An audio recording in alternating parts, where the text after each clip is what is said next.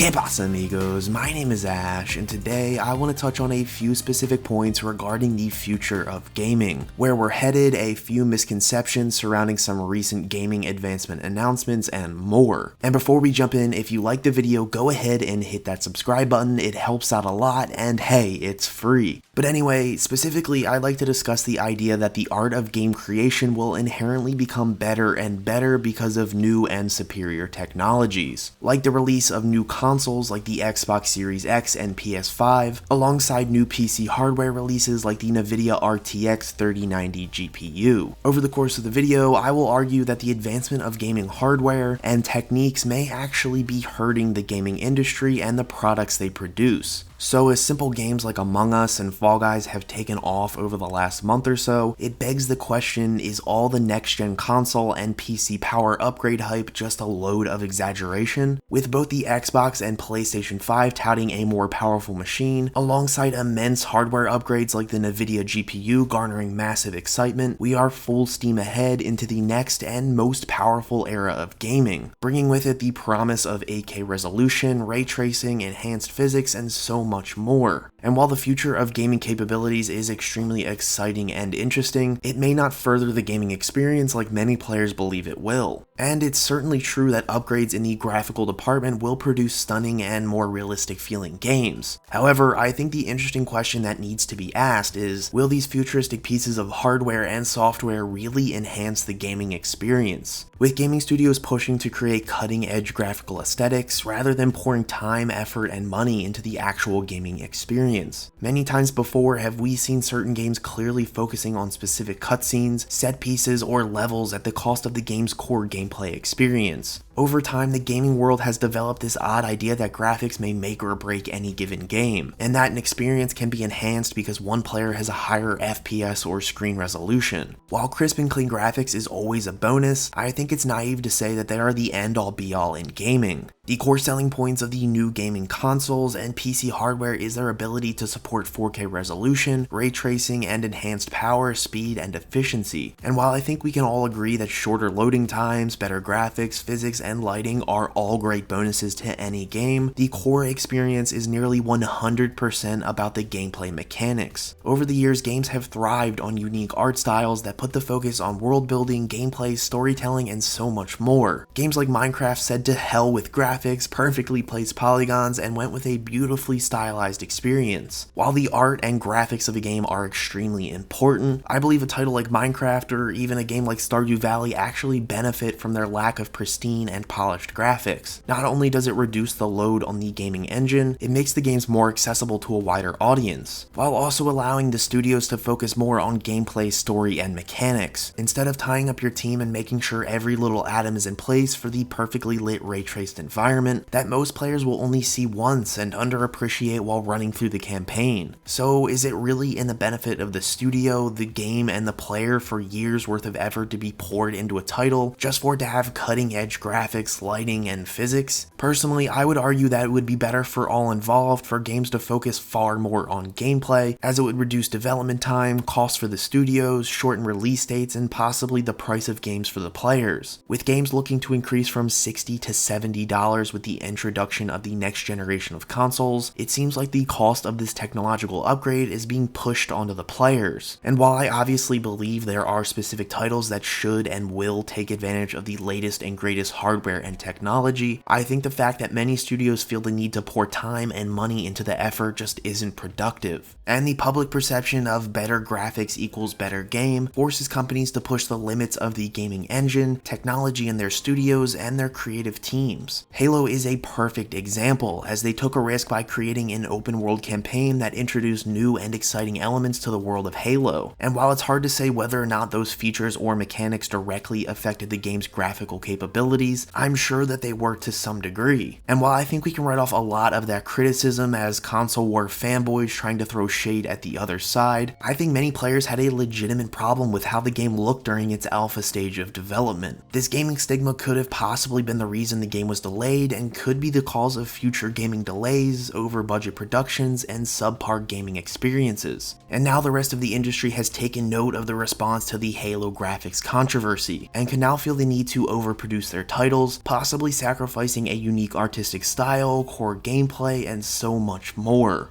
So those are my thoughts on the subject. While I love the direction the industry is headed with the new technologies and techniques that are coming out to enhance game production, I feel many in the industry and in the public player base focus too much on the wrong side of game development. I feel many in the industry and in the public player base focus too much on the wrong side of game development, and I worry that the response from the community and the reaction from the studios will ultimately hurt the gaming world. Anyway, that will do it for this video. Make sure you hit like, click or tap that subscribe button to become the heart of this gaming channel, and be a part of the conversation in the comments below by telling me how you feel about any and all of today's points. And for more gaming analysis, news, reviews, and opinions, stay here on Ash Heart. And as always, thanks for watching.